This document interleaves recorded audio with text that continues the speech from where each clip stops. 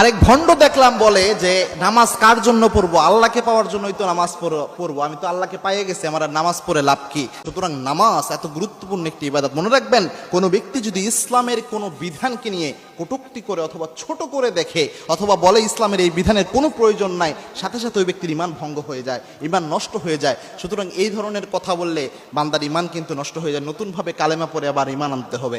এবং নামাজ এত গুরুত্বপূর্ণ একটি বিধান। আল্লাহর হাবিব সাল্লাল্লাহু আলাইহি ওয়াসাল্লাম ওফাতের আগ মুহূর্ত আল্লাহর হাবিব সাল্লাল্লাহু আলাইহি ওয়াসাল্লামের জ্ঞান নাই।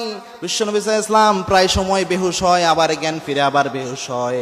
একবার চোখ ফিরিয়ে আল্লাহর হাবিব সাল্লাল্লাহু আলাইহি ওয়াসাল্লাম আয়েশা রাদিয়াল্লাহু তাআলা আনহাকে বললেন, আয়েশা, আমার মুসল্লিদের কি অবস্থা, আমার সাহাবীদের কি অবস্থা?